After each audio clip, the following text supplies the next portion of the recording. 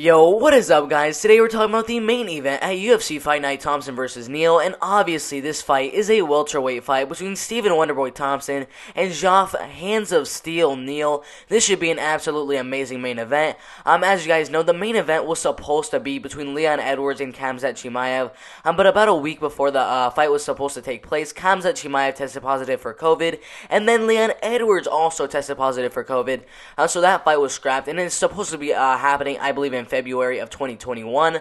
But now the new main event for this UFC Fight Night is Stephen Thompson, Geoff Neal. It is a 5-round fight. The first 5-round fight Geoff Neal has ever had in his pro MMA career. This should be a very, very good fight. Stephen Thompson, 15-4-1.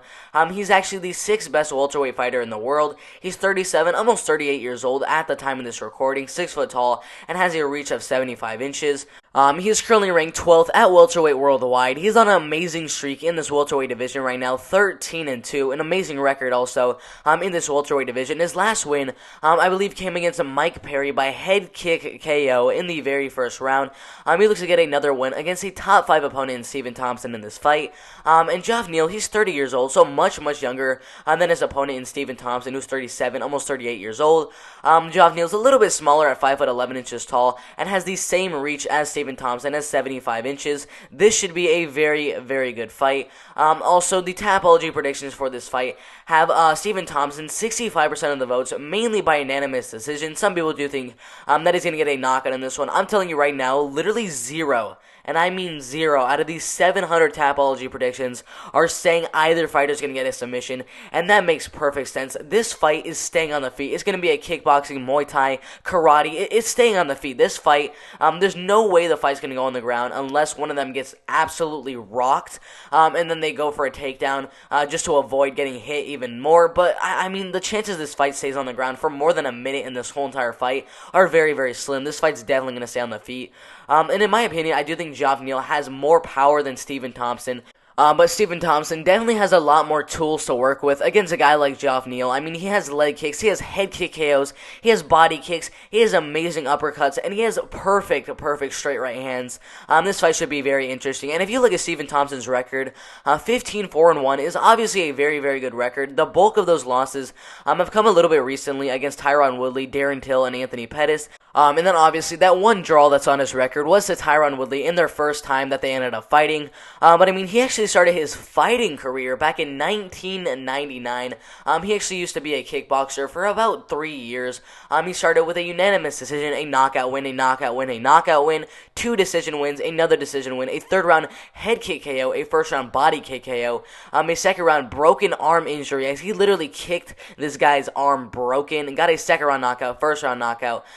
3 unanimous decision wins in a row, and that's actually where he decided to become a pro in 2010.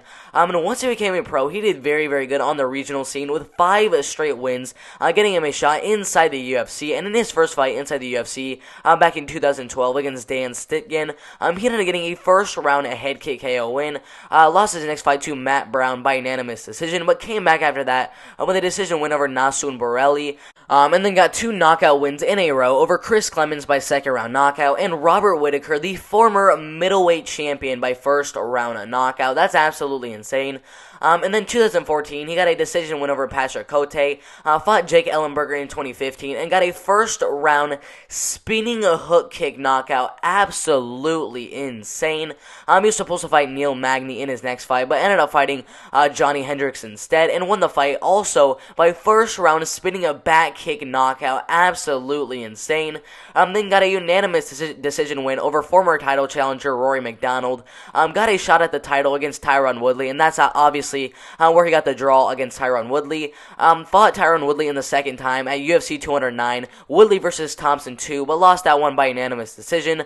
Came back after that with a decision win over Jorge Masvidal. Fought up-and-comer Darren Till, lost that one by unanimous decision. Fought Anthony Pettis, and as you guys know, one of the best knockouts I've ever seen. Anthony Pettis just put up a Superman punch, knocked Darren Till out cold in the 2nd round, but since then he's came back in 2019, at the end of 2019, I believe in November, with a decision win over Vicente Luque, and he looks to get his 2nd win in a row in this welterweight division against Geoff Neal in this fight.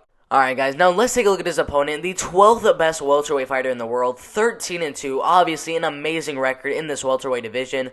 He actually started his career back in 2012 with a first round rear naked choke submission, a second round flying knee knockout, lost his next fight by third round rear naked choke submission to Martin Sano, got 2 decision wins, one of which inside a Legacy FC over Christopher Anthony, then got a second round doctor stoppage win over Charlie Ontiveros, got a first round knockout over Ty Flores, then had 4 fight cancellations in a row in 2015 and 2016, but then finally ended up fighting Kevin Holland, an absolute beast, top 15 middleweight fighter in the world, but lost that fight by third round knockout, came back after that loss to Kevin Holland with a first round knockout inside the LFA over Bilal Williams, got on a Dana White's Contender Series, got a first round knockout win over Chase Walden, got a shot inside the UFC, and ever since he joined the UFC, he's been doing absolutely amazing.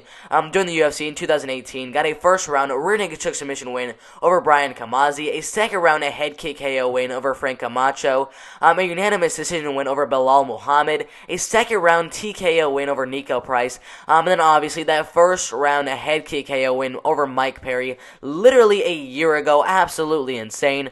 This fight between Stephen Thompson and Geoff Neal is going to be an amazing striking battle between the two. Obviously Stephen Thompson, as I said at the beginning of the video, has more tools to work with than Geoff Neal. He has much better kicks than Geoff Neal, and I think he's going to play this game a little bit with distance. He's going to kind of back up, shoot with leg kicks over and over and over again, just put up that right hand a lot in this fight. But Geoff Neal, his movement is a little bit awkward, so it's going to be a little bit hard for Stephen Thompson to adjust to a guy like Geoff Neal, because I don't think Stephen Thompson has fought a guy with this weird of movement as Geoff Neal, so it should be a weird transition for Stephen Thompson in this fight. And I'm telling you guys right now, this fight in the first, second, and third round, it is going to be very, very close. I mean, Geoff Neal has never been in a 5-round fight, but those first 3 rounds are going to be close because it's just going to be constant striking, a very, very technical battle between Stephen Thompson and Geoff Neal. But once he hits that 4th and 5th round, the championship rounds, as this is a main event on short notice, that is where I actually think Stephen Thompson is going to shine the most. He's been in 2 5-round fights in his career, both with Tyron Woodley. This should be very, very interesting once the fight hits those 4th and 5th rounds. And for that reason, because it is a 5-round fight, I'm actually going to be picking Stephen Thompson to win this one.